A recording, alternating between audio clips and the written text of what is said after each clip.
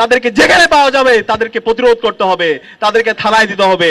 রাষ্ট্র সংস্কারের পথে যারা বাধা হবে তাদের বিরুদ্ধে আমাদের প্রতিরোধ চলবে। একই সাথে একটি সুষ্ঠু নির্বাচন করার জন্য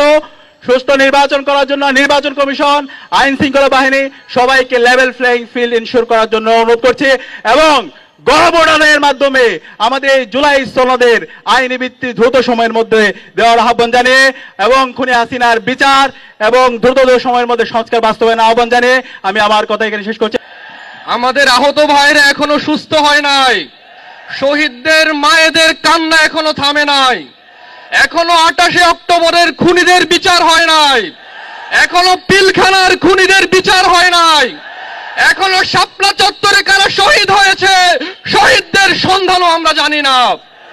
এখনো 28 ফেব্রুয়ারি আল্লামা সাঈদের রায় পরবর্তী সময়ে যারা শহীদ হয়েছেন সেই শহীদদের শাহাদাতের পেছনে যারা জড়িত সেই খুনিদের বিচার হয় নাই, শহীদদের মায়েদের কান্না এখনো থামে নাই। আমরা দেখেছি ঢাকা বিশ্ববিদ্যালয়ে একটু খোলাখুলি করে আজকে বলতে হয়, ঢাকা বিশ্ববিদ্যালয়ে আমরা গত 7 এবং 8 তারিখে নভেম্বরে প্রকাশনা উৎসব করেছিলাম, কিন্তু কোন অনেক মিডিয়া এটাকে প্রকাশযোগ্য আপনারা মনে করেন নাই। বাংলাদেশে এমন কোন ছাত্র সংগঠন নাই, এমন কোন পলিটিক্যাল পার্টি নাই যারা এত তাড়াতাড়ি 2026 সালের প্রকাশনা তৈরি করতে পেরেছে। ঢাকা মহানগর শাখা কর্তৃক আয়োজিত এবং জুলাই সনদের আইনি ভিত্তি জাতীয় নির্বাচন আইন গণভোটের দাবিতে আমরা বিস্ময়ের সাথে লক্ষ্য করছি, বিগত 5ই আগস্টের পরে খুনি লীগ, সন্ত্রাসী লীগ তাদেরকে কঠোর হস্তে দমন করতে হবে।